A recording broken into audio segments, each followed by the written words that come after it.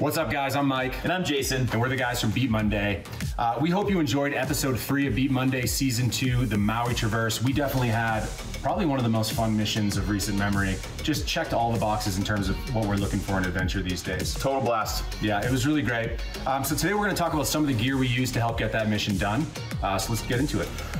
As you all know, Mike and I like to be creative. We like to do multi-sport adventures.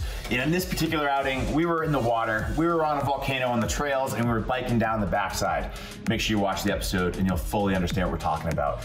In order to bike off the backside, you have to get your bike to the top of the mountain, the top of Haleakala. And the only way to do that is through a national forest where you cannot actually ride your bike.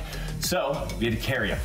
Mike and I were kind of brainstorming how the heck do we get our bikes to the top of Haleakala in an efficient manner, and it dawned on me. Mystery Ranch sent me a pack to go hunting with a few months prior, and it ended up being the perfect tool.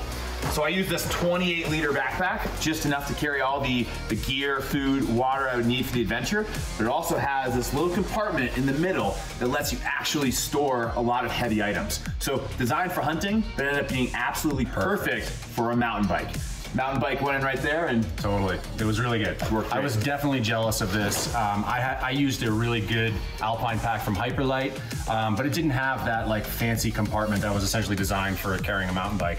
But what I did use, and I bought this right before the trip, were these really great cam straps from Amazon. The pack I used had a ton of daisy chains and gear loops on the outside of it, so it was really easy to just yard down on these things and get that bike really tight to my back, which lasted, for part of the climb, and I had to make some micro adjustments, but it ultimately got the job done. So just check these things out on Amazon. They're a great multi-purpose tool for just strapping anything down.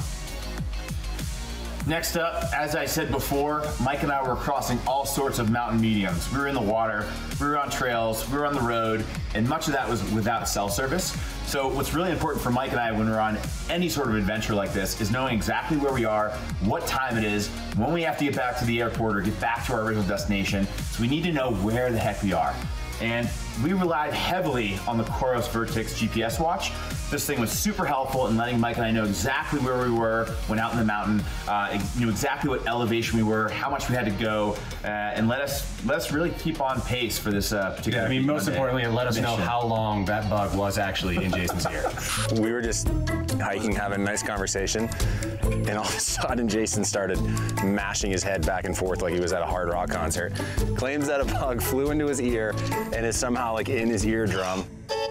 He was just burying himself closer and closer into my brain. Felt like an eternity, but I think it was only about 45 minutes. There was no bug. It's all on mine. All right, so the last piece of gear I'll talk about were these really great carbon trekking poles from Black Diamond. These are the Carbon Z trekking poles from Black Diamond. I use these for all sorts of adventures. They're just a really great lightweight pole. But what was so nice about these is that the south side of the Maui Traverse is really just all overgrown trail. That's absolute jungle. Yeah, it was really tricky to navigate. And with the bike on the back, it just really made it even more challenging. These were just a really nice thing to have to, I don't think I put these away once. Nope. To just enhance stability and help us get up there a little more easy. So especially with the rain and just all the elements, it was definitely full on and nice. And there's no footing. Like the trail starting up from the south side is overgrown grass vegetation. So you're just leaning in, trying to get any purchase you can, and the trekking poles are pretty crucial. Totally. Well, that's all Mike and I have for you. Go ahead and check out episode 3, season 2 at Outside TV. And go ahead and follow Mike and I on Instagram. You can find us at Beat Monday or at our individual handles. Check them out below. Reach out with any gear questions. See you out in the trails.